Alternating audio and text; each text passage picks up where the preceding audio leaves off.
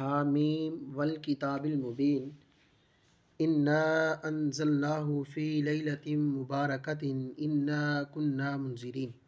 اس روشن کتاب کی قسم، ہم نے اس کو مبارک والی رات میں نازل فرمایا، ہم تو رستہ دکھانے والے ہیں۔ مفسرین نے اس سورہ مبارک کی تفسیر میں بیان کیا کہ اس سورہ میں مبارک رات سے مراد شب برات ہے۔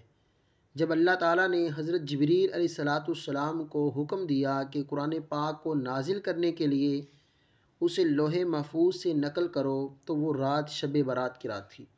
جس رات قرآن مجید کا حقیقی نزول ہوا وہ رات لیلۃ القدر کی رات تھی۔ اس رات کو اللہ تعالیٰ نے بہت سی خوبیوں اور برکتوں کا منبع بنایا ہے، اور اس رات کو بہت سی خصوصیات کے ساتھ امتیاز فرمایا ہے۔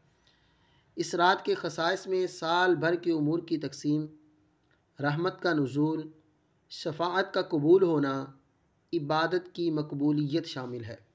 حضور سیدنا غوث اعظم رضی اللہ تعالی عنہ فرماتے ہیں کہ شب برات برکت والی چیزوں میں سے ہے۔ اللہ تعالیٰ نے اس رات کو اہل زمین کے لیے رحمت، برکت، خیر، گناہوں سے مغفرت اور جہنم سے آزادی کی رات بنایا ہے۔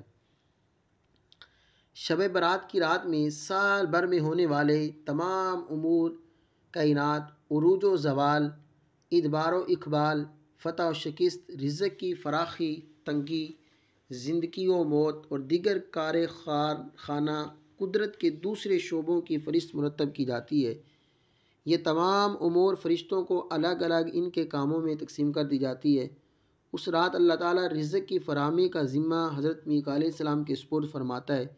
اعمال اور افعال کا شڈول آسمان اول کے فرشتے حضرت اسماعیل علیہ السلام کے حوالے، مصائب اور علام کا شڈول حضرت عزرائیل علیہ السلام کے سپرد کیا جاتا ہے۔ حضرت سیدہ عائشہ صدیقہ روایت کرتی ہیں، کریم آقا علیہ السلام نے مجھ سے فرمایا، عائشہ، کیا تم جانتی ہو نصف شعبان کی رات کون سی رات ہے؟ میں نے عرض کی، یا رسول اللہ صلی اللہ علیہ وسلم، اس میں خاص بات کیا ہے؟ تو آپ صلی اللہ علیہ وسلم نے فرمایا، اس رات میں سال بھر میں پیدا ہونے والے اور مرنے والے لوگوں کی فہرست تیار کی جاتی ہے۔ اس رات بندوں کے اعمال اٹھائے جاتے ہیں۔ اس رات لوگوں کے رزق کے بارے میں فیصلہ کیا جاتا ہے۔ حضرت عائشہ صدیقہ رضی اللہ تعالیٰ عنہ فرماتی ہیں، میں نے عرض کی، یا رسول اللہ، کیا ہر کوئی جنت میں اللہ کی رحمت سے داخل ہوگا؟ تو نبی پاک علیہ السلام نے فرمایا، ہاں، کوئی شخص ایسا نہیں جو جنت میں اللہ تعالیٰ کی رحمت کے بغیر داخل ہو۔ تو یہ برکتوں والی، رحمتوں والی، ہر قسم کی آفت سے حفاظت والی رات ہے۔ تو اس رات کو مسلمانوں کو چاہیے کہ وہ اپنے رب کی عبادت کریں، اللہ کو راضی کریں، اللہ کے رسول کو راضی کریں، اور اللہ کی بارگاہ میں پکی سوچی توبہ اللہ تعالیٰ کرنے کی توفیق عطا فرمائے۔